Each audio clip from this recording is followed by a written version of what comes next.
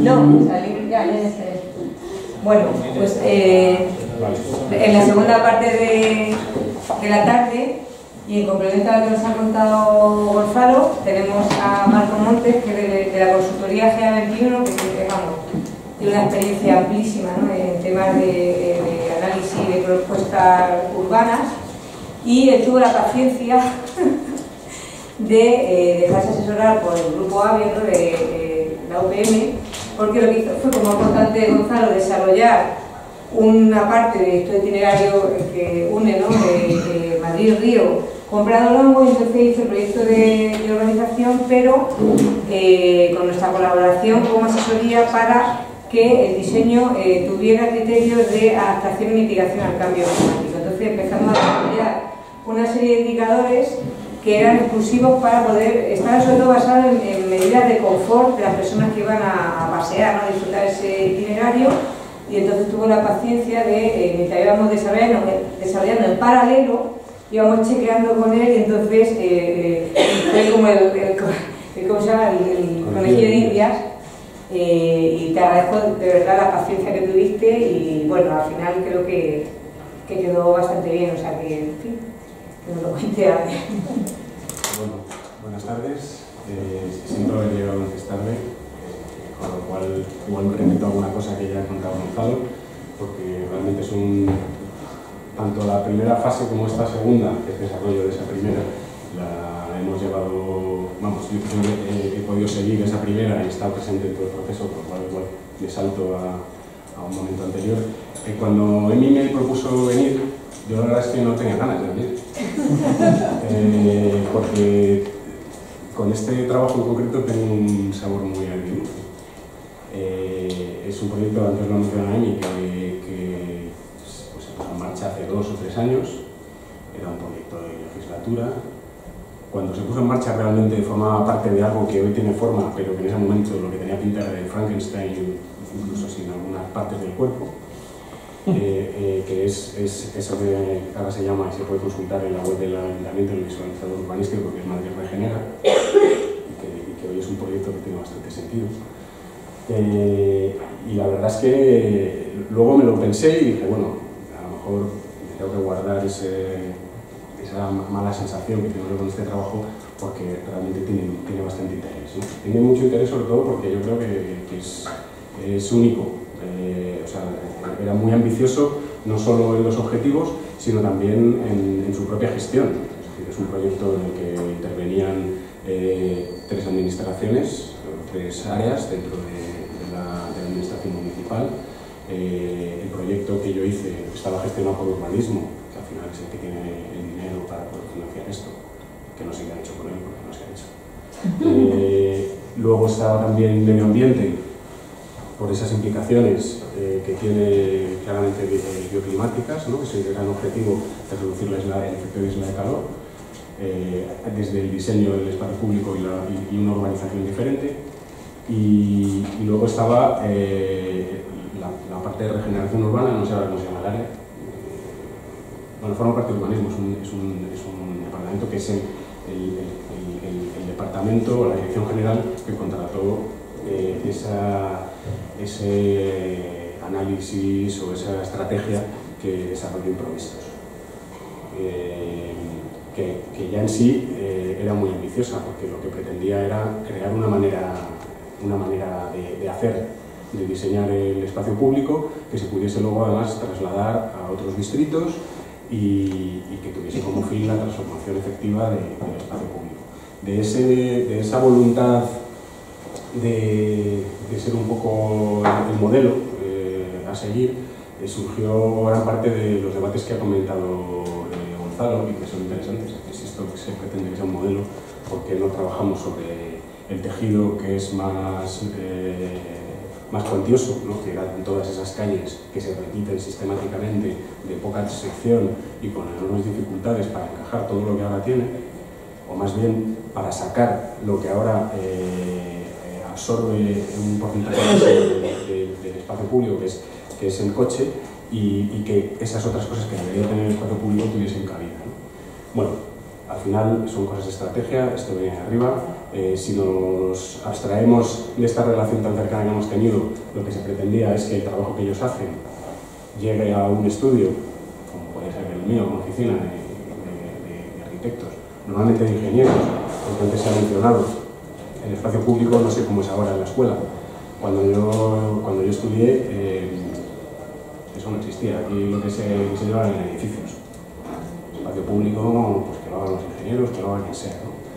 De hecho, yo creo que como arquitectos hemos abandonado ese campo completamente y falta, yo eché mucho de menos y me temo que sigue siendo así, quizá menos que antes, pero sigue siendo así, pues una formación más específica sobre el espacio público o una atención mayor sobre el espacio público. Entonces nos lleva a esto, con esas directrices que dicen, pues tienes que hacer un proyecto teniendo en cuenta todo esto, y eso es lo que hicimos.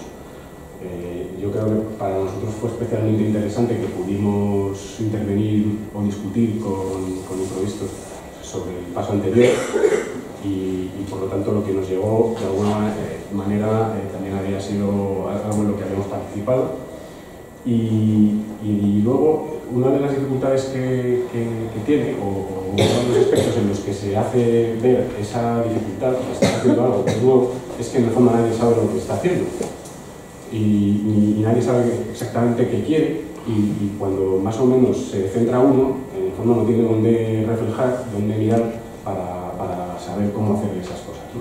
Con lo cual íbamos abriendo camino y claro, pues cuando abres camino pues es más difícil, te tropiezas, te pierdes, empezando por el ámbito de actuación, ¿no? Pues esto se hace con un contrato menor y el proyecto se llama ¿cuál es el centro? Pues no tiene. ¿La flecha para ir para atrás? No tiene, no. Sí. ¿Ah, sí? No, para el láser. Señalar ¿Tiene el láser? centro, sí. Ah, vale. Lo que pasa que es pequeño. Ah, vale, sí. El proyecto se llama Plaza de Julián María, que es esta, la plaza, y su entorno. Claro, su entorno, afortunadamente, llegó solo hasta aquí y hasta aquí, porque en algún momento pudo haber llegado a la Plaza de Castilla. Bueno, esa fue una primera dificultad, ¿dónde paramos? Y claro, cuando dan con alguien como Gonzalo como conmigo, pues es muy difícil parar, porque tú te echas al medio y dices, ¿cómo vamos a dejar esto sin tocar? Miren. Bueno, el caso es que al final nos quedamos, pues justo la plaza era más o menos, como veis, el punto medio afortunadamente, entre el ámbito 5, que abarca justo desde la plaza a la plaza del hidrógeno, la plaza de Julián María, y el ámbito 4, que llegaba al mercado Usera. Y empezamos a trabajarlo como nos pudo completamente el asunto, llegamos a proyectarlo, y lo veréis ahora, la propuesta, pero luego se desarrolló como proyecto de ejecución solo el ámbito 5, es decir, desde la plaza hasta la plaza de la plaza de Julián María hasta la plaza del hidrógeno. Bueno, pues esa fue una primera dificultad, ¿no? El volumen del asunto. Y la segunda es que ya lo ha comentado él. Pues vinieron los de Avigo y que era una parte, yo creo que súper interesante del trabajo, porque que yo sepa, no se ha hecho nunca, que es, vamos a ser un poco rigurosos, vamos a desarrollar unos indicadores que nos permitan dirigir el diseño hacia un espacio público que realmente satisfaga esos objetivos de reducción de efecto de isla de calor y muchos otros, ¿no? Luego os contaré así rápidamente en qué consistió. Y claro, esos indicadores no existían, sí, había cosas, pero aplicados a Madrid, a este entorno, en este contexto, no había nada, con lo cual pues realmente se tuvieron que crear esos indicadores, luego ver si eran aplicables, si funcionaban. Claro, eso que lo ves, pues metiéndote en harina, y entonces eran idas adelante, idas atrás, y la cosa no se quedaba solo ahí. La pena es que el proyecto no ha continuado, porque esto debía haber terminado con la ejecución y el trabajo de indicadores y de testeo, digamos, bioclimático del espacio público habría llevado una medición del estado actual, y una vez ejecutada la intervención, una medición del estado reformado, de manera que se puede comparar y ver si los indicadores eran realmente efectivos, ¿no? Perdona, ¿esto era parte del Modifica? No. Avio es parte del Modifica, pero esto es un proyecto aparte del proyecto de investigación, pero sí, claro, está totalmente relacionado, porque ya teníamos la experiencia de la idea de valor, claro, están... Claro. En este caso. Sí. Entonces, bueno, pues de momento nos hemos perdido el final, no sabemos quién mató a la víctima, si era el mayordomo, el asesino o quién. Y no sé si lo sabremos, no sé, porque vienen elecciones. Yo tuve ocasión de hablar recientemente con José Luis Infanzón, que es director general de urbanismo, y que maneja los dineros. Dijo que parece que hay dinero, que es posible, te lo cuento a ti y a ti, Gonzalo, que es posible que esto se ejecute dentro de este año, pero este año políticamente termina en mayo y no sabemos lo que va a pasar luego, y depende de lo que pase, las cosas llegan al cajón o no. Bueno, pues no sé si, Gonzalo, tú has contado ya un poco cómo es el lugar. Un poquito. Bueno, lo que tenemos es un espacio público, decía Ani, no se puede diseñar el espacio público solo desde un punto de vista, más o menos dicho eso, ¿no? Y bueno, no se puede, sí se puede. Lo que no se debe. ¿No? Pero esto es un perfecto ejemplo de que se puede diseñar el espacio público, como está hoy en día Usera, desde prácticamente un solo punto de vista. Es decir, es el coche y el coche. O sea, lo único que está resuelto, y a veces ni siquiera bien, es la movilidad motorizada. Nos olvidamos de algo que, por ejemplo, sí que está en nuestra legislación y que debería ser de obligado cumplimiento, como es la legislación de accesibilidad. Tenemos un Real Decreto 561 de la Orden BIC, que te dice que todos los municipios, que te dice cómo tienen que ser los espacios públicos urbanizados desde el punto de vista de la accesibilidad, y luego hay otra orden que lo que te fija es que a finales del 2017 todos los municipios de España debían adaptar su espacio a esa legislación, algo que no se ha cumplido. Pues, sin embargo, se siguen atendiendo a las necesidades del tráfico y se desatienden no solo las de la accesibilidad, sino también las de la calidad estancial, las de la habitabilidad del espacio público. Entonces, bueno, aquí vemos cómo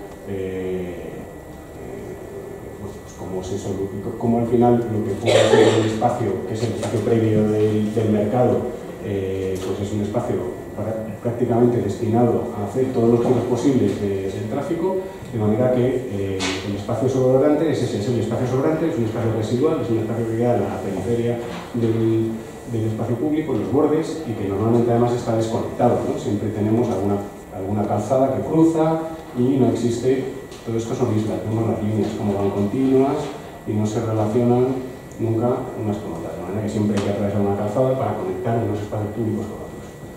De la calidad estancial, pues ni hablemos. Al final, la verdad es que según lo que pensamos, es que fue muy interesante hacer este trabajo, porque había un montón de cosas dentro, ¿no?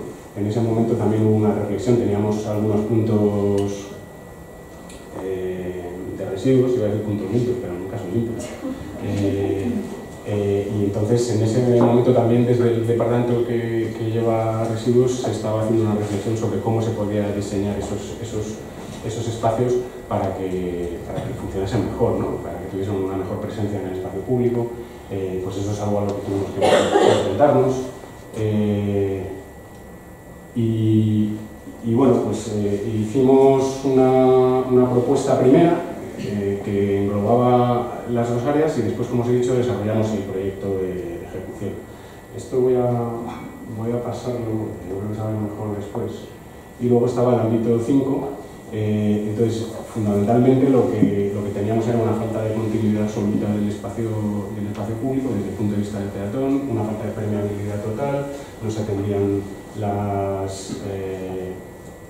normativa de accesibilidad, las ofertas para habitar ese espacio público, para la estancia, es muy pobre. Los espacios que sí que hay, que son instanciales, como son pues, está la Plaza de las Pizzas, por ejemplo, pues es un espacio desatendido, pues con apenas mobiliario, pues son lugares donde no apetece estar, ¿no? Y el resto pues son espacios de circulación y, como veis, con una presión del aparcamiento importante. Claro, este es un tema que era fundamental y que con Gonzalo tuvimos ocasión de debatir sobre él y yo le decía, me parece muy bien que se esté queriendo hacer esto, pero esta es una cuestión que se lleva por delante cualquier proyecto, que es fundamentalmente el aparcamiento, no tanto el tema del esquema circulatorio. Ahí se toman una serie de decisiones que tampoco son muy drásticas, que es la de cortar aquí algunos de los enlaces que había, esos que he comentado antes, ¿no? Que uno puede ir a todos los lados. Bueno, pues eso se elimina, pero ya se había visto que no eran conexiones fundamentales, y luego eliminar aquí una doble circulación en este tramo. Es decir, no era muy radical en ese sentido. Sin embargo, bueno, esta es la explicación de cómo se podía resolver. Sin embargo, cuando pasábamos al tema del aparcamiento, la cosa cambiaba. Y lo que veíamos es que llegábamos a perder más de 100 plazas de aparcamiento, ¿no?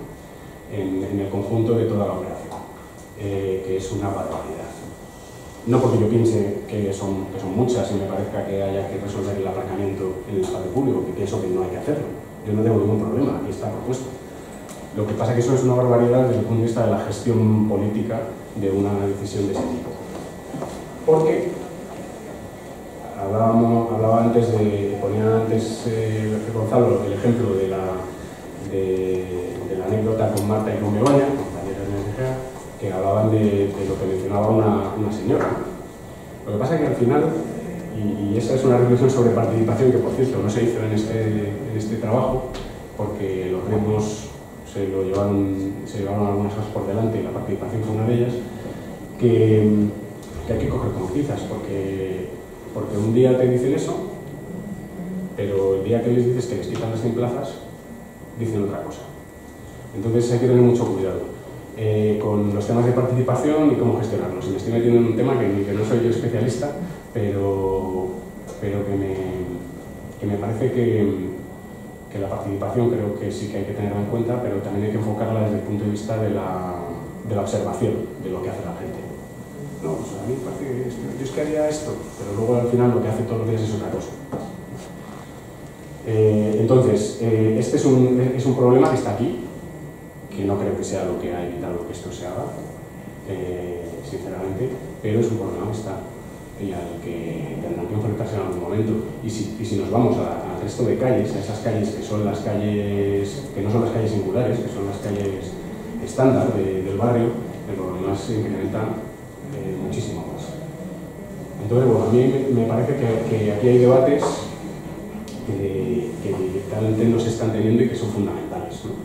Es debatir qué pasa con el coche en la ciudad, debatir qué pasa con la accesibilidad en la ciudad, y teniendo eso claro, pues yo creo que las decisiones también son claras y seguramente sería más fácil trasladarlas a la ciudadanía. Bueno, como esto fue la locura y además dificultad añadida, no sabemos lo que queremos, pues para también estas cosas. El ámbito no se sabía cuál era, al final fue ese, pero no se sabía el dinero que se tenía, no se sabía si se quería hacer una operación de urbanización blanda o dura. No sé si sabéis lo que es la urbanización blanda o la urbanización dura. ¿No? Bueno, a lo que yo llamo urbanización blanda o urbanización dura. La urbanización dura sería la urbanización convencional, la transformación completa desde un punto de vista constructivo del espacio público, donde haces una gran inversión, donde generas un gran movimiento de materiales y consolidas una solución que no es reversible. Y una solución blanda, pues es una solución con muchos menos recursos, que se puede ejecutar mucho más rápido, que tiene un carácter más o menos reversible, o sea, admite la reversibilidad completa o parcial, y que tiene la virtud de que en poco tiempo y con poca inversión puedes transformar un espacio y sin haber puesto toda la carga comprobar que las soluciones a las que te diriges funcionan o funcionan parcialmente, de manera que la decisión de intervenir de una manera dura, de una manera definitiva, la puedes tomar con muchas más garantías, ¿no? Porque al final nos equivocamos. El espacio público en concreto, el diseño del espacio público es enormemente complejo, y pensar que una sola cabeza, en plazos que normalmente son muy breves, donde tienes que tomar decisiones muy rápidamente, va a ser capaz de resolverlo. Bueno, nos conocemos, ¿no? ¿No? Ah, no, perdona. No, perdona. Es que te llevo viendo todo el rato y digo, no nos hemos dicho nada. Pensaba que nos conocíamos. Disculpa. Bueno, entonces, como no se sabían muchas cosas, al final eso nos llevó a fraccionar todo el ámbito de actuación en trozos que permitiesen la ejecución de esas distintas áreas de manera independiente al resto. Es decir, bueno, pues si se ejecuta la plaza, pues no se ejecuta el resto. Se ejecuta este trozo, pero no se ejecuta el resto. Se ejecuta este trozo y este trozo, y entonces esta división permitía, pues eso, una ejecución a la carta de esta propuesta. Eso, desde el punto de vista de la elaboración del documento y del proyecto, es una complejidad añadida, porque al final es como hacer, como hacer todos esos proyectitos, ¿no? El trabajo de proyectación es el mismo, pero luego tienes que elaborar los presupuestos, estaban diferenciados, etc., ¿no? Entonces, bueno, entrando ya en la propuesta, lo que teníamos ahora, como os decía, pues es el tiempo. Pues lleva 15 minutos, te queda 40. 17. Bueno, pues veíamos Usera, pues tenemos el mercado con un espacio de acceso, pero que lo que os comentaba antes, al final esto es algo que es extrapolable a casi cualquier calle de Madrid que no se haya urbanizado con un poquito de criterio actual,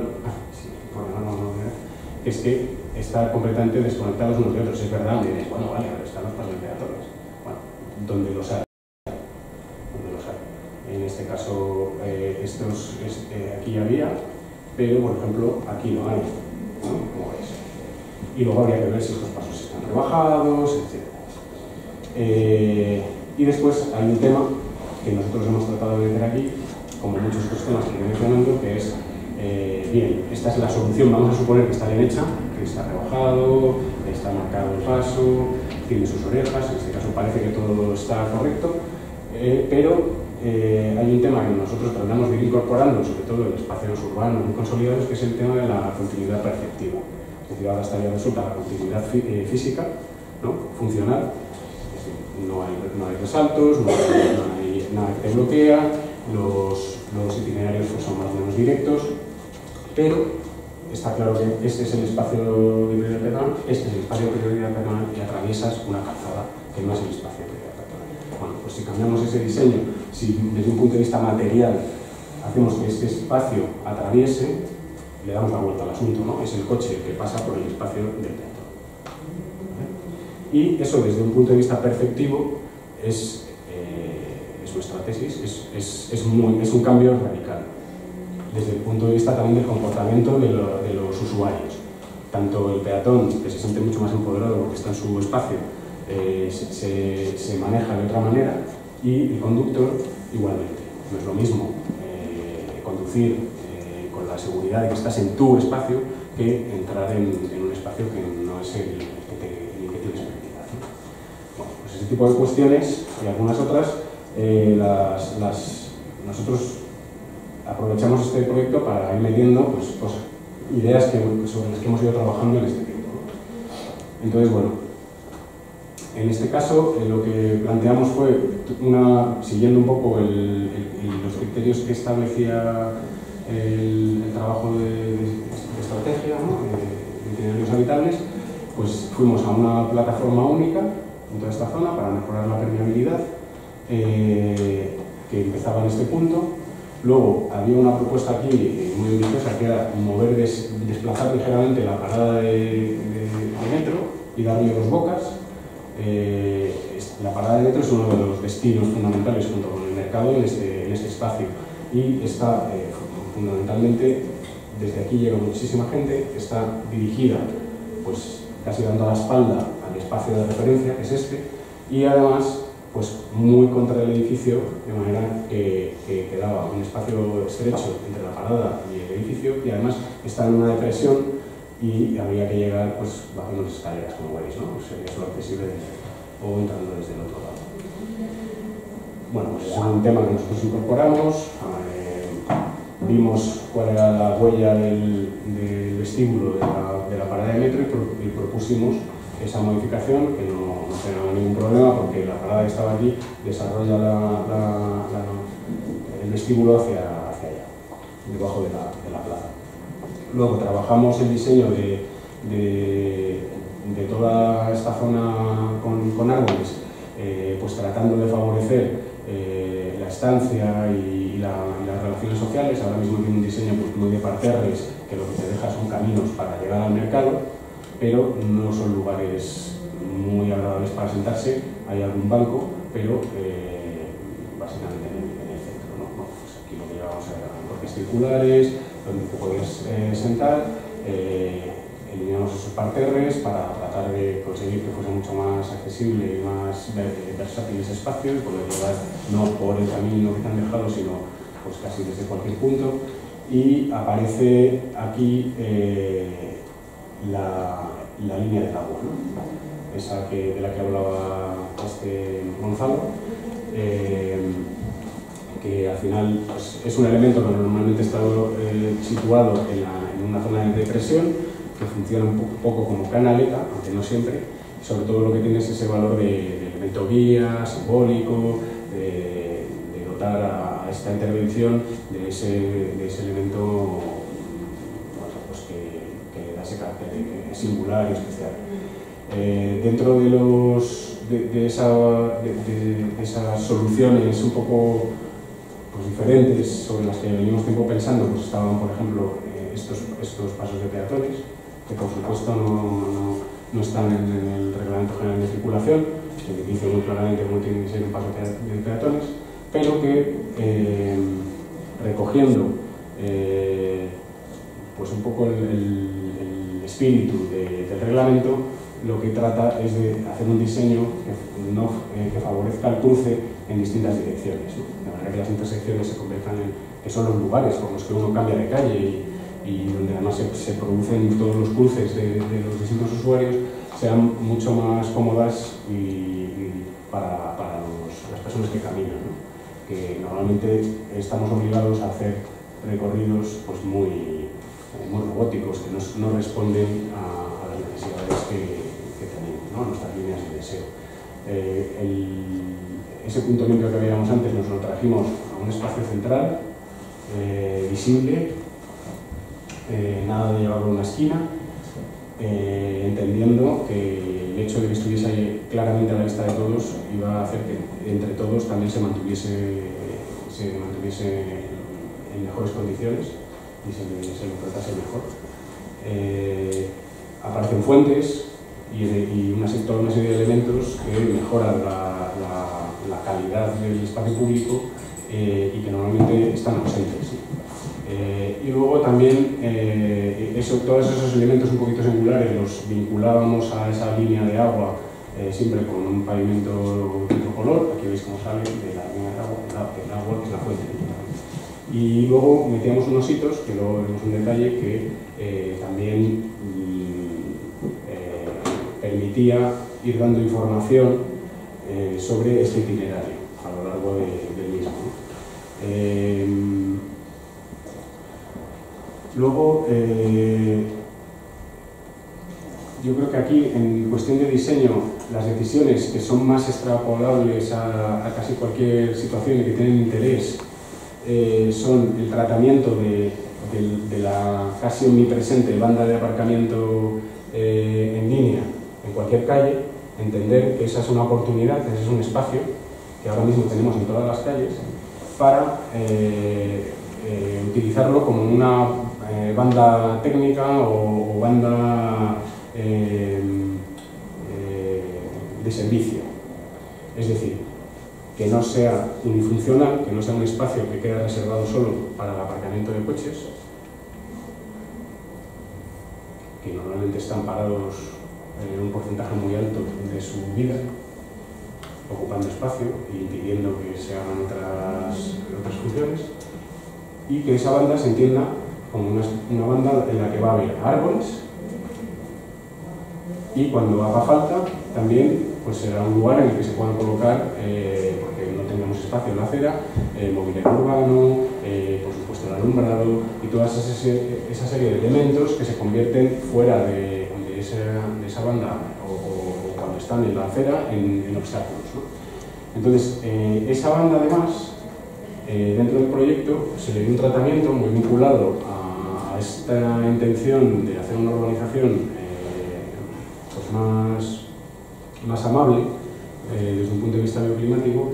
Se le dio siempre un tratamiento de sur, es decir, se trabajó constructivamente como toda una banda en la que se iba a recoger el agua, que cayese con pavimentos mucho más drenantes y bueno, pues con un sistema de cajas que luego veremos que lo que básicamente te generan es una capa hueca debajo del pavimento que puede o servir para recoger el agua en un primer momento y mantenerla ahí y ir desaguándola y favorecer, pues, por ejemplo, que todo ese agua no pase por la calzada y se recoja de la manera tradicional que lleva a la depuración muy sucia. En la calzada es donde están muchos de los contaminantes que recogen las aguas de lluvia. De esta manera pues drena en el lugar donde cae el agua y se hace como un filtrado y luego si no la dejas en el lugar te la llevas a la red de saneamiento, es decir, sí se va a depurar, pero va mucho más limpia. Y la otra opción, nosotros fundamentalmente hemos trabajado esta solución, es la de no acumular, en algunos puntos sí acumulamos, pero no de una manera extensiva, y expulsarla a la red de saneamiento, pero limpia. Incluso esa solución, que por ejemplo en algunas plazas es extensiva, en la plaza de Julián Marías el sistema está aplicado a toda la plaza, es decir, toda la plaza lleva una capa hueca debajo del pavimento que recoge todo el agua y sin pendientes, ahí se acumula y por gravedad se va a los sumideros que ahora mismo tiene la plaza. ¿Qué pasa? Que va a quedar agua.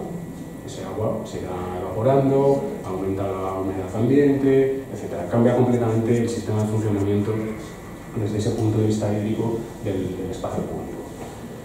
Entonces, esta sería la solución, bajo mi punto de vista, más valiosa de toda la intervención, o una de las soluciones más valiosas del proyecto, ¿no? Porque es una idea que puedes cogerla tal cual y llevártela a casi cualquier intervención, ¿no? Luego, pues el planteamiento de alcorques que sean alcorques que, como veis, ocupan los 2 metros de ancho que le hemos dejado a la banda de aparcamiento, o ahora hablamos de alcorques de 2x2 en este caso. Son también muy grandes para evitar que los coches dañen los troncos de los árboles. Bueno, todo un sistema de estándares completamente distinto a los que se manejan habitualmente. Lo vamos a ir viendo por ámbitos, creo que un poco más rápido para que no sea muy rollo, pero vamos, una vez explicado el primero, luego hay muchas soluciones que se repiten de manera que podría ir más allá. En este caso visteis que se eliminaban varias de las conexiones que ahora mismo se pueden hacer con coche, y aquí había un cambio de pendiente pronunciado, toda esta parte levanta, y no sé si visteis un dibujito que había al inicio, desde este punto se tiene una visual muy buena, con mucha perspectiva, pues de Madrid. La foto que yo he puesto de los cubos de basura. Sí, no sé si me hago el dibujo, ¿dónde está? Era este, ¿no? Este dibujo, como se ven los edificios más altos del centro de Madrid, porque esa calle cae al río, de manera que lo que te deja es la vista de todo el frente de Madrid, ya al otro lado del río, que va levantándose, y era un lugar muy bonito.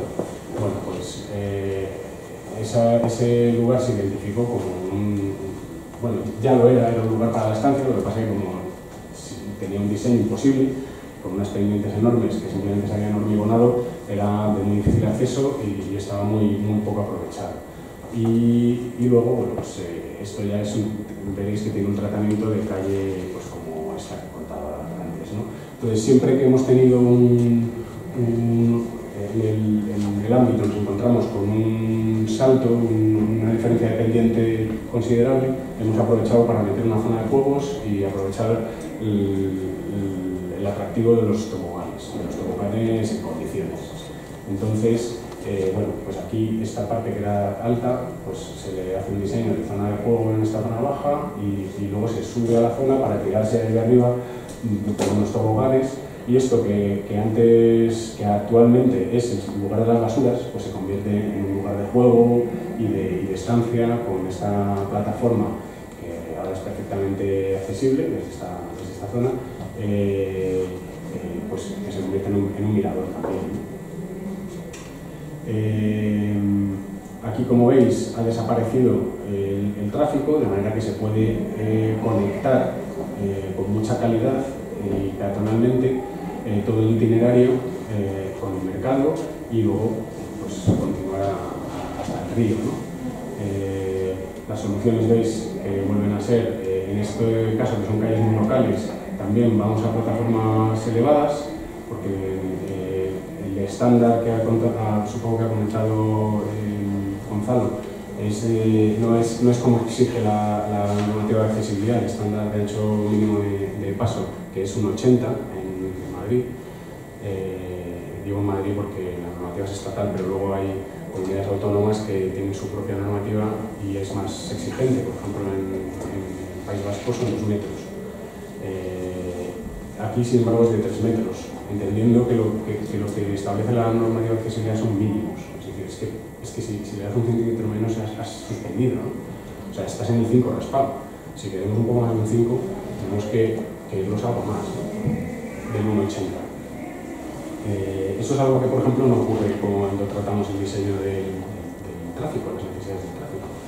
Entre 2,75, que puede ser un carril riguroso, y 3,50, que es a lo mejor el ancho que se suele dar cuando tienes un vehículo pesado, pues al final tienes 75 centímetros, es una diferencia mínima, y es que te cabe todas las necesidades de un carril. Aquí no es lo mismo una calle muy ancha que una calle estrecha, el paseo con árboles que sin árboles. Entonces, el problema de cómo se suele diseñar y de la utilización de la normativa de accesibilidad es que se va a los mínimos. Al final tú garantizas que pasa el coche, garantizas el aparcamiento y luego lo que te queda es para lo demás, ¿no? Para lo que dé.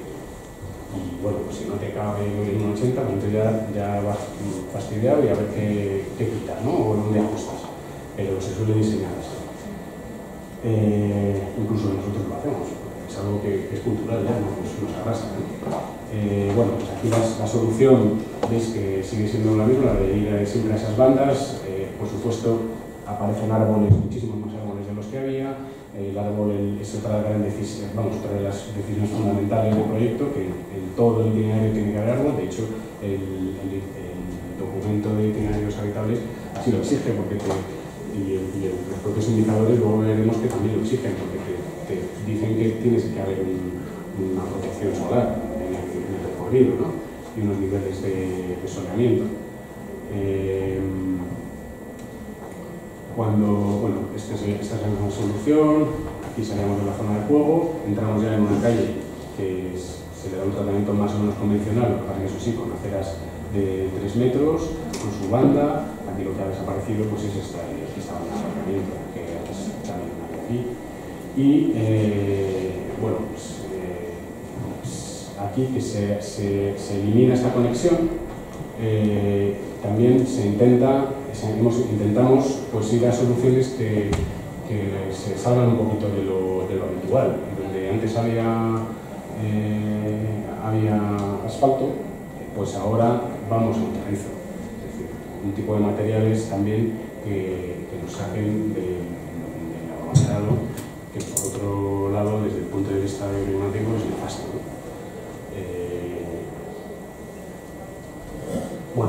nadie se le escapa que antes he hablado de urbanización blanda y urbanización dura, que este proyecto es urbanización dura durísima, porque al final, bueno, pues hubo distintas... nosotros tratamos de proponer soluciones más...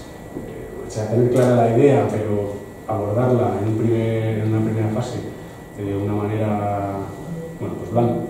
Y bueno, la verdad es que este era un proyecto pues, que era un poco emblemático, singular, norma piloto, y se quería, además fuera del centro, que esa es otra cuestión también, ¿no? La superinversión que tiene el centro de Madrid y cómo hay una falta de inversión enorme en los distritos periféricos.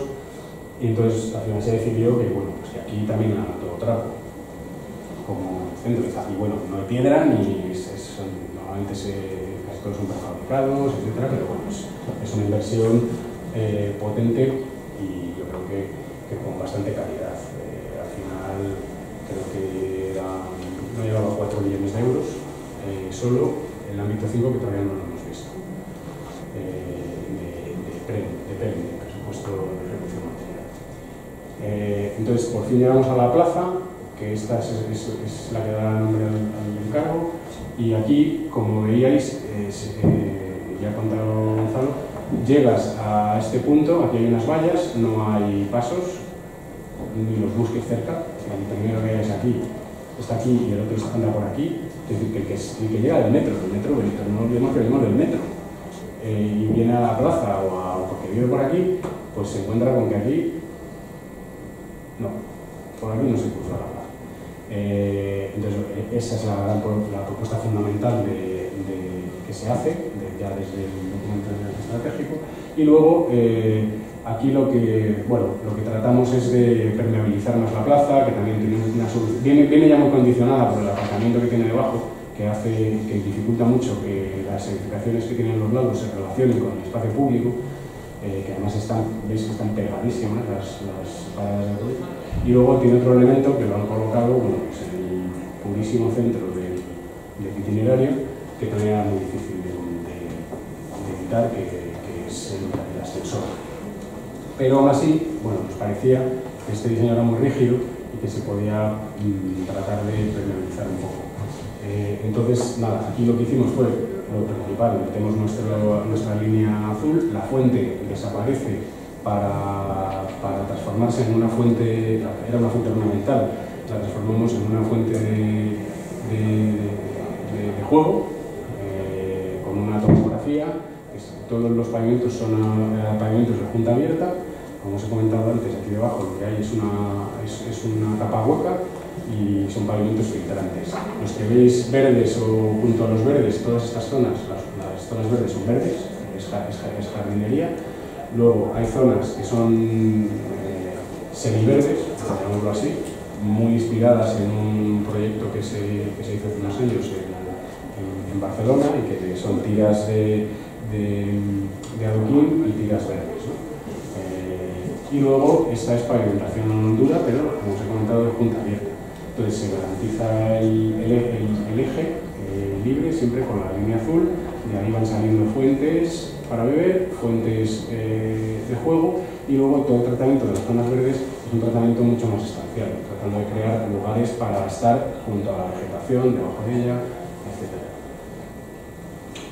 Aquí, por ejemplo, claro, hay una de las dificultades que establecía los indicadores, que en algunos casos hubo que ajustarlos, ya lo he comentado de mí, porque esto no funciona, era que por un lado teníamos un indicador de sombra para el itinerario, es decir, había que proteger el itinerario, pero por otro lado, claro, si lo proteges con arbolado, que es el recurso fundamental, porque además es el que, para la sombra, porque es el que te da la mejor sombra, la vegetación, pues claro, te metías dentro del itinerario. Entonces, los árboles tienen ese mal diseño que tienen tronco, y entonces pues no podías pasar. Entonces aquí lo que hicimos fue meter una pérgola que en los primeros años funciona un elemento de sombra, pero que sobre todo estaba concebida como un soporte a plantaciones de trepadoras que salían en 3 o 4 puntos de las zonas ajardinadas, con la idea de que llegasen a cubrir todo eso y generar un túnel de sombra dentro de la plaza, ¿no? como espacio singular. Luego, los temas fundamentales: plataforma elevada en el punto de cruce y por lo tanto se recupera esa conexión que nunca debió perderse de la plaza con la calle del otro lado, ¿no? Cuando las hay. Y en este lado también hacemos una plataforma elevada, de manera que el itinerario peatonal se va siempre a nivel, y un poco con esa idea, al menos en el itinerario principal, de continuidad perceptiva. O sea, hasta aquí llega el aglomerado de las calles, hasta aquí llega el aglomerado. Cuando cruzas atraviesas el itinerario, atraviesas por un espacio que está concebido de una manera diferente y que comparte el material con el material de las zonas reservadas para los viandantes. Se ven diferentes porque, claro, no es lo mismo desde un punto de vista de solicitaciones, de cargas y tal, un pavimento que va a ser utilizado para pasear que un pavimento en el que van a circular. Por ejemplo, en este eje hay autobuses que van a pasar autobuses, que son vehículos pesados. Pero, sin embargo, el material es el mismo. Lo que hace que se vea diferente es el despiece. Es decir, fuimos a soluciones, luego veréis, de prefabricados que son modulares y que exactamente con la misma pieza la tienes en distintos tamaños. Ya van modulando desde, bueno, llegan a tener grandes losas que son hasta de 1,20, pero nosotros trabajamos desde 60-40 y luego tienes 40-20, 20-20, 10-20, y entonces eso permitía que aquí el despiece que veis, que es de 60, esas líneas, pues fuese reduciéndose para cuando llegaba a una zona del tráfico motorizado, pesado además. Bueno, es una solución que se ha llevado a todas las situaciones con tráfico. Se reducía pues, a un tamaño de adoquín, pero siempre es el mismo material. O sea, lo que diferencia es el despiece. Luego, en este punto, teníamos este tramo que veis, hay una pendiente, un salto de un cambio de pendiente enorme, que estaba bueno, pues no muy bien resuelto, con 2 escalinatas en los lados y una especie de camino medio inclinado, con pendiente siempre continua, que no cumplía, por supuesto, las especificaciones para una rampa de la normativa de accesibilidad. Como veis, la solución al final no es muy diferente, porque no había manera, nosotros no la encontramos, de encajar un itinerario accesible si no era haciendo los zigzags. Y lo único que es más o menos lo que hay ahora, en ese sentido no es un gran cambio, pero sí que metido en normativa, ¿no? Las rampas tienen lo que tienen, tienes pasamanos, en una zona hemos dejado rampa y en otra hemos dejado escalera. Es decir, creo que ahora es bastante más versátil y sobre todo lo que teníamos es una solución que permitía un poco colocar unos bancos en esas zonas verdes que ahora son zonas parterres sin mantenimiento apenas y que son para contemplarlos. Entonces, bueno, pues aquí la idea es que es casi como esta escalera que tenemos aquí, trasladarla de arriba para abajo y encajar entre medias una rampa, ¿no? De manera que esto que aquí es escalera, aquí es una zona escalonada que tiene verde y blanda, que tiene pues, algunos bancos. Y esto permitía, con unas mesetas intermedias que tienen las rampas de lado a lado, pues establecer un tercer itinerario intermedio que permite, a que puede subir escalones, pues cruzar todo el centro, ¿no? Aquí sí hay una solución claramente distinta, que ya lo vimos. Aquí es otro de los tramos en los que se altera el esquema circulatorio, eliminando un sentido de circulación, que es este, de manera que el tráfico queda en subida y se elimina el de bajada. Si recordáis, había una foto antes en la que aquí hay coches aparcados, no está previsto que en la mediana se aparquen coches, los coches aparcan en la mediana porque entiendo que les hace falta, consideran que les hace falta ese espacio para aparcar. Entonces, bueno, aquí llegamos con nuestro itinerario, siempre nuestra línea azul, el arbolado que existe, ese se mantiene, todos los árboles que veis con un circulito son árboles que existen, todos los que veis más como con dibujito de árbol es el árbol que se mantiene. Entonces aquí lo que se buscó es conseguir pues, un poco esa imagen de paseo, la continuidad visual que se perdía al haber calzada.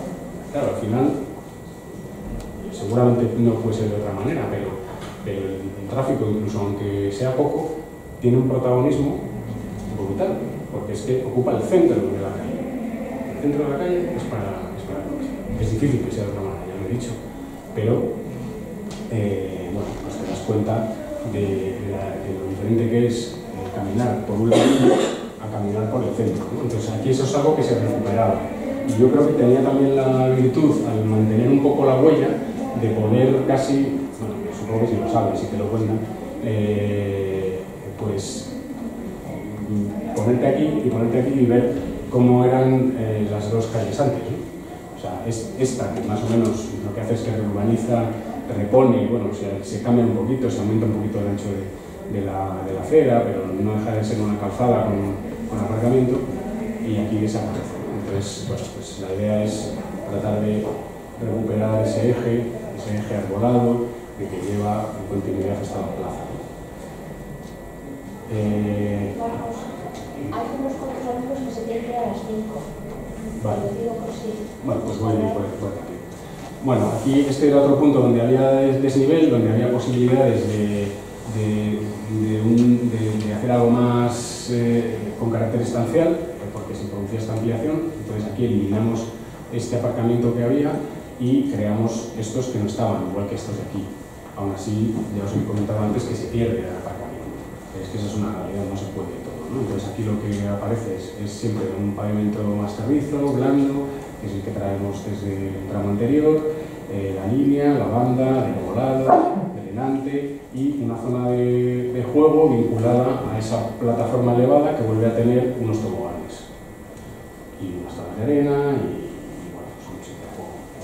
Llegamos a la Plaza de las Tizas. La Plaza de las Tizas realmente son dos trozos más uno que sale de alterar, había que meter hasta la intersección porque alterábamos la sección de esta calle.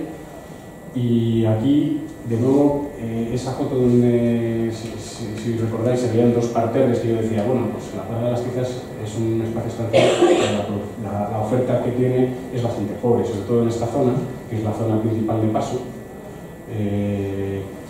porque, bueno, pues lo que quedan son los árboles que veis, pero todo lo demás es un suelo compactadísimo de tierra, con poco más, ¿no? Y luego aquí hay una zona de juego infantil con su vallita y esto pues vuelve otra vez a ser aterres pues poco accesibles, a los que posteriormente les han abierto unos caminos pues porque el diseño no respondía a los itinerarios deseables, ¿no? Entonces aquí hay otro elemento novedoso de diseño que es como aquí era imposible mantener el aparcamiento y cumplir los anchos que tendrían que tener unas aceras y tal, pues dijimos, bueno, vamos a hacer esta propuesta donde vamos a una plataforma única. Aquí hay muy poquitas puertas, aquí veis los accesos que hay, los protegemos, este, y dejamos que se pueda aparcar casi contra la edificación. Y lo que hacemos es que ofrecemos la calzada para caminar, bueno, como cualquier zona peatonal. Y lo único que como esta zona era una zona aglomerada, que no estaba tan urbanizada, estaba ya muy afuera del itinerario y no queríamos tampoco invertir mucho, dijimos vamos a hacer una señalización que también viene de las bandas de 50-50-50 de los pasos de peatones, pero que altera su diseño para, sobre todo en situaciones de intersección, dar a entender que esto no hay por qué cruzarlo en línea recta, sino que se puede cruzar también en diagonales, ¿no? Y trasladarlo a todo este plano. Luego aquí hay un diseño de permeabilización y de ocupación de la zona baja, con unas plataformas para poder poder estar, porque es una zona con bastante inclinación, se aumenta el arbolado y sobre todo aquí se hace un esfuerzo de generar zonas estanciales y zonas de juego. Este es el único punto donde hay juegos de agua que encajan con la línea azul de agua y desde aquí se suelta agua, que el agua va circulando hasta aquí y aquí se puede embalsar y hay juegos para hacer con agua y todo termina en un arenero para embarrarse bien, eso que nos encanta a los padres y a las madres. Ponerse, luego el hito también se suelen colocar en lugares donde se producen inflexiones. Luego aquí había una duda sobre cuál debía ser el itinerario principal, aunque claramente al final nos decantamos por este, pero como pues eso lo he dicho, no sabemos por los dos. Y entonces lo que teníamos eran calles de aceras que no cumplen accesibilidad, doble banda de aparcamiento y una calzada central. Esta sí es un poco la calle tipo de toda la zona. Esta más o menos es igual, solo que es algo más estrecha aún, y entonces no tiene la doble banda de aparcamiento. Y esta era una zona con aceras mínimas y aparcamientos de los dos lados. Ya esta no tiene ni las orejas ni estas cositas que por ejemplo aquí sí están. Entonces, bueno, aquí la propuesta no era muy ambiciosa, era la de aplicar los estándares de urbanización que traíamos, meter los árboles, la banda permeable en la zona de aparcamiento. Esta es una plataforma única con algo de aparcamiento colocado de manera que se rompe el itinerario y se consigue apaciguar el tráfico que habría aquí con esa solución. Es que eso pasa bastante, ir buscando quiebros que favorezcan el ir despacio, ¿no?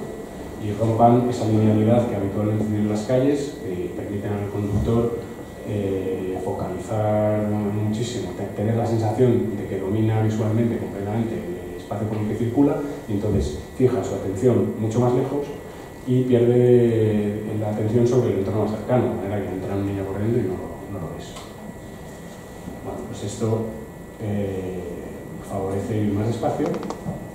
Y luego en la plaza del hidrógeno lo que vimos es que de nuevo el viario, la calzada tenía una presencia excesiva y dividía claramente en cuatro lo que la edificación configura como un solo espacio, ¿no? Entonces aquí hay unos tercis preciosos que tienen mucho protagonismo. Nosotros aquí por ejemplo es un debate que tuvimos con Emi y sus compañeros sobre los estándares bioclimáticos, porque hubo un momento en el que nos llegó ahí todo y nos metimos con aquello y parecía que había que cumplirlo, ¿no? Y que había que cumplirlo y que había que cumplirlo, como si no hubiese nada más que los indicadores bioclimáticos. Y bueno, eso también fue un buen aprendizaje. Esto es importante, pero no solo. Es decir, las plazas, por ejemplo, y ahora luego podemos discutirlo, pues también son lugares de encuentro. Es decir, la Plaza Mayor, desde el punto de vista de los indicadores bioclimáticos, la Plaza Mayor de la península ibérica es una castaña, claro, porque no tiene nada de sombra, pero tiene ese valor de espacio protagonista donde se celebran actos públicos y para eso está muy bien que esté completamente despejado, ¿no? Entonces, bueno, aquí como nos gustaban mucho los tercis, nosotros nos resistimos a meter más árboles y aún así algunos van metidos. Y entonces, bueno, aquí básicamente el tráfico había que mantenerlo, con lo cual este sí que es un juego de tratar lo que antes eran parterres, siempre un poco como hasta ahora, buscando hacerlos más amables y más estanciales, con algo de mobiliario que está suelto, los bancos más convencionales. Siempre que colocábamos un banco que solo se permitía sentarse desde un lado, era un banco con respaldo, y cuando eran bancos que podían utilizarse desde ambos lados, eran bancas que no tenían respaldo. Pero siempre hay bancos con respaldo que, por ejemplo, para las personas mayores, era un elemento, al final, un poco el indicador de diseño, por otro lado, no solo el climático, era la infancia y las personas mayores, ¿no? Entendiendo que si se satisfacen las necesidades de esos dos usuarios que están en los extremos, pues lo que haces es crear una ciudad que es amable para todos los ciudadanos. Plataforma elevada, cambio de despiece de material y bueno, pues pensamos que esto conseguirá darle algo más de uniformidad, de conexión a la plaza. Desde el punto de vista de los materiales, la pavimentación que llamamos dura, pero que es de punta abierta y permite favorece el drenaje, pues es este tipo de pavimentos que son modulares y por lo tanto puedes cambiar el módulo y el dibujo del pavimento, pero que tenga esa continuidad de material. Utilizar pavimentos que ya los hay, que son especialmente drenantes. Estos pavimentos son los que van en esas bandas de aparcamiento. Es alucinante, tú metes esto debajo, es esta prueba y ni salpica tanto como en la foto, sale el chorro limpio. Obviamente eso se irá ensuciando, etcétera. También hay todo un trabajo que si empezase a caminar en esta línea, habría que ir haciendo, que es cómo se mantienen estas cosas, cómo funcionan. Lo que os contaba antes de los temas de los SUDs, que son el saneamiento urbano de drenaje sostenible, básicamente es entender que colocamos una capa hueca, que es donde se nos va a acumular el agua.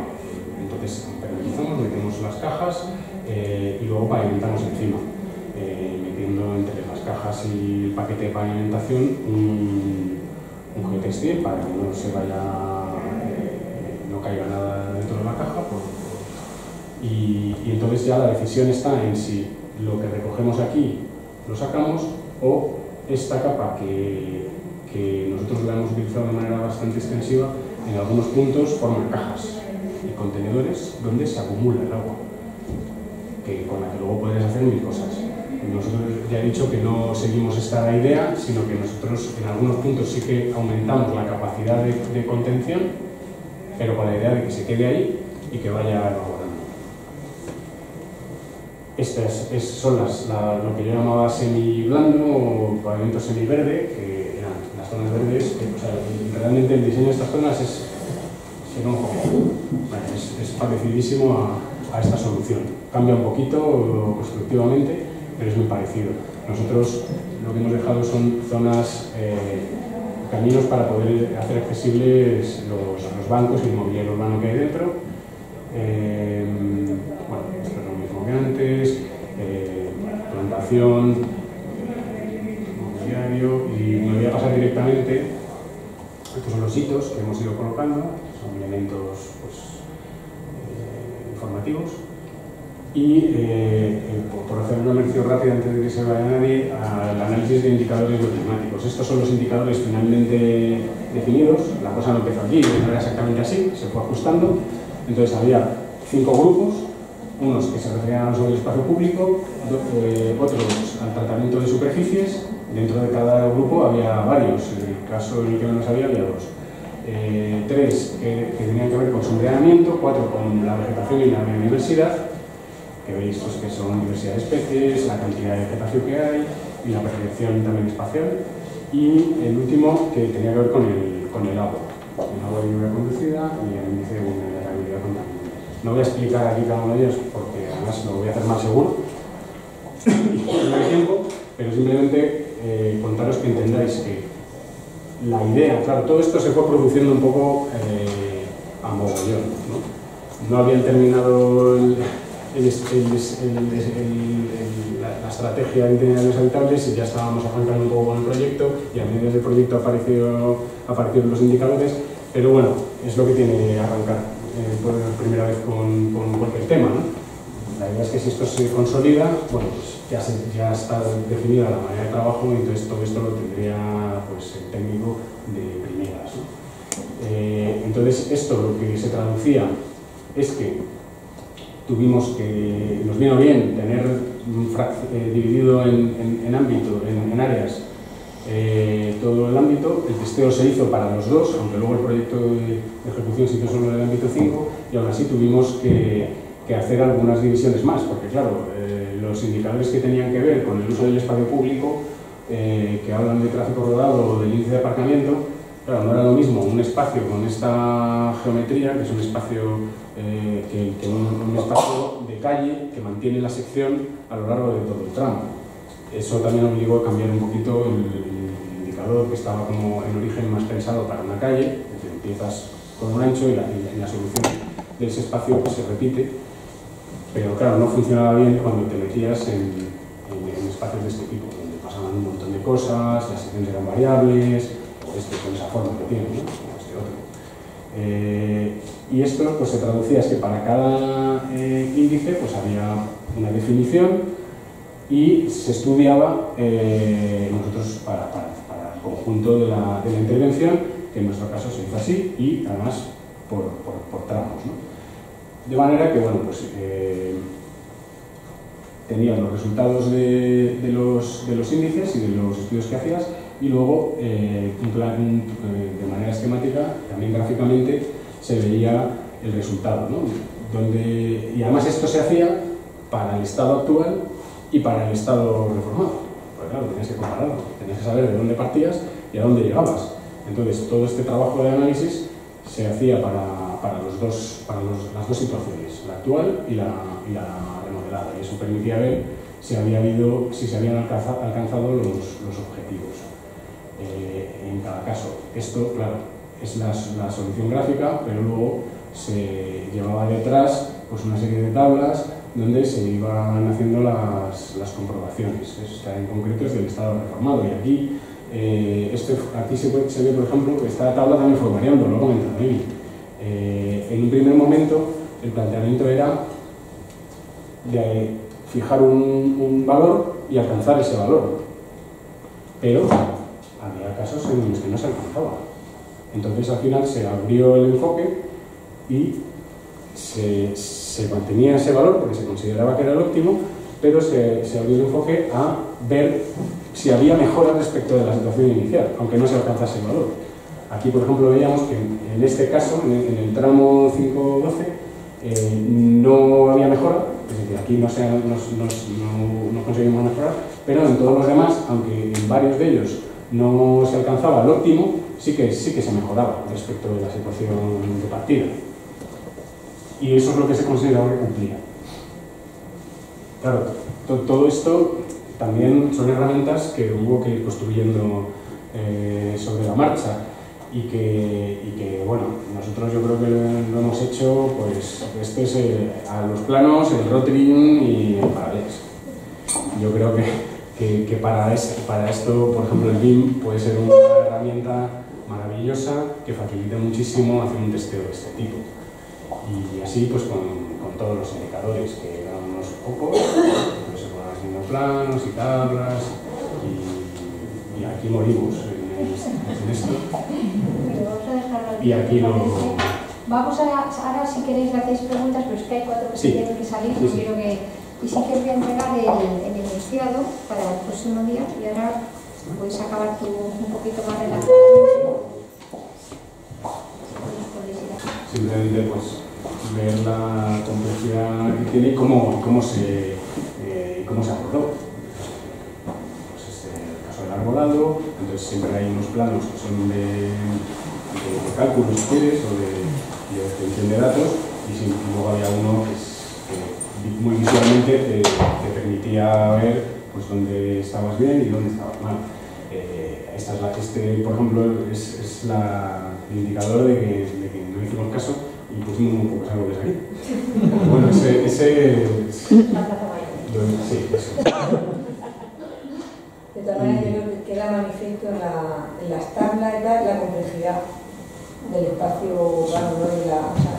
De todos los temas que hay y de los indicadores que están muy bien, ¿no? Lo que hay muy bien en la teoría, pero cuando uno lo tiene que aplicar y no es lo que te imaginas de la trama ortogonal y tal, y te encuentras con todas estas variaciones de forma y de espacio, como has dicho tú, es que es complejo, o sea, no es tan, y no es tan luego, fácil. estos tienen un enfoque concreto, porque claro, hay aspectos que no se están evaluando.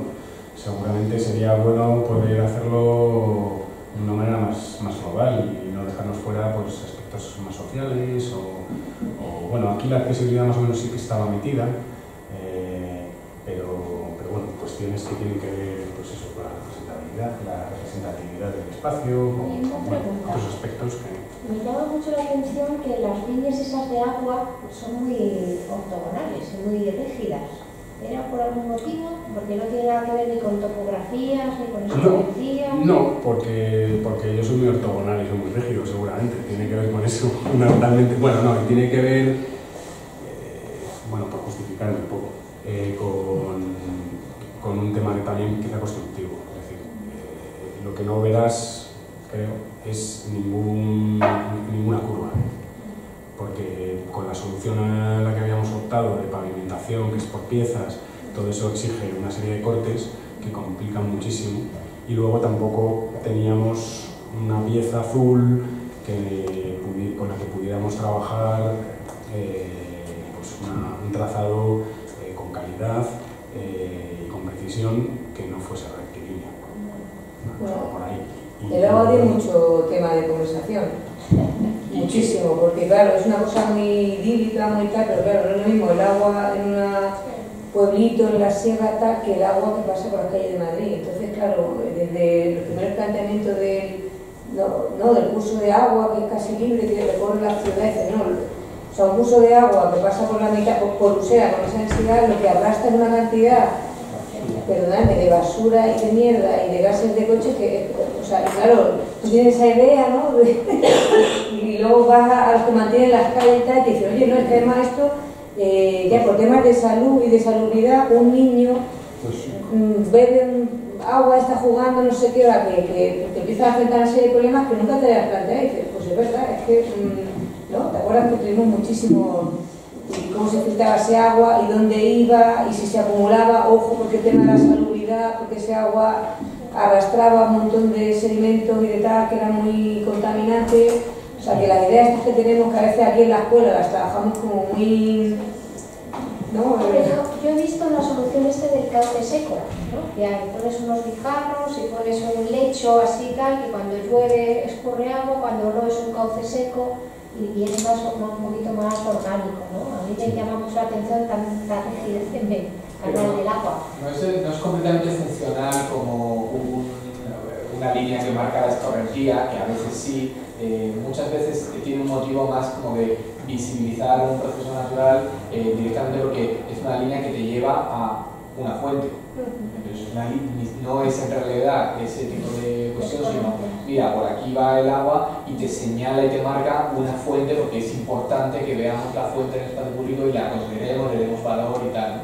Más por ahí, hay puntos donde sí va el agua por ahí o va por debajo, pero no de una manera estricta. Y luego otra cuestión, para que sea lineal, bueno, es que los ámbitos son más o menos un tanto lineales y se asocia mucho a una cuestión paisajística de acompañar el caminar, acompañar el itinerario peatonal principal, que es rectilíneo. Entonces, bueno, son más... Sí, que es rectilíneo y que tiene que ser accesible, es decir, un cauce seco no es caminable. Entonces eso, y luego, bueno, hemos aumentado los anchos, pero claro, un cauce seco tiene su ancho, como no es caminable, tendrías... vamos, no... Y luego la idea tenía ese valor más de la línea azul y el agua, tenía un valor realmente, incluso desde origen, más ornamental porque no veíamos factible que fuese un elemento de agua, que es lo que nos habría gustado. Que hubiese agua circulante, pero nos generaba unas complicaciones que nosotros no supimos resolver, vamos. Muy bien, no sé si tenéis alguna pregunta. Sí, yo quería preguntar, he visto que a lo largo de todo el recorrido hay muchísimos elementos de templado de tráfico y quería saber si a la hora de configurarlos han dado problema al interactuar con la zona fuera del ámbito de actuación, si ha habido que bajar velocidad, configurar zonas 30 o si realmente no ha supuesto...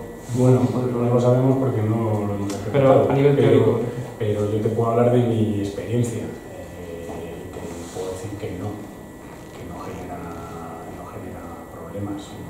Porque lo que estamos hablando ya ni siquiera es eliminar una línea de tráfico, que obviamente el tráfico que había en esa vía terminará en otro lugar y seguramente sí va a tener puede tener un cierto impacto, sino que lo que hablamos es simplemente de garantizar que las velocidades vehículos que siguen circulando por esas vías sean reducidas. Para que la presencia de tráfico no condicione excesivamente la realización de otras actividades, como el juego o el propio caminar, ¿no? Entiendo que el entorno circundante tampoco presenta velocidades muy altas, ¿no? Claro, no. No realmente... Los puntos, ni siquiera las calles principales, no recuerdo ahora los datos, pero de todos modos, en octubre entró una normativa de tráfico nueva que reducía la velocidad en todas las calles de Madrid a 30, todas las que fueran de un sentido o doble sentido, pero son un carril, y afectaba, me parece, al 80% de las calles de toda la ciudad, con lo cual es muy probable que en el distrito la velocidad máxima ahora mismo sea 30 en casi todas partes. Sí, la tendencia es esa, la de proponer una reducción de velocidad, entre otras cosas porque la diferencia de los efectos en caso de accidente, de atropello, entre ir a 30 o menos y ir a 30 o más, es que aumentan exponencialmente y muchísimo la posibilidad de morir, ¿no? De quedarse por debajo del 30% a subir al 50% y con 10 kilómetros más estar prácticamente ya en el 90%. Muy bien. ¿Alguna pregunta más? Bueno, yo creo que ha sido muy interesante, la verdad, y muy de arquitectos. Nos ha gustado mucho ver alcorques, secciones, cuadriculados, voltillos y un poco esa... Y bueno, yo creo que nos van a servir muy útil también sin disponer de esta información, porque claro, como punto de partida y un poco también incorporar ahora los criterios que vamos a ir haciendo a lo largo del curso. No, y caracterizar también el barrio.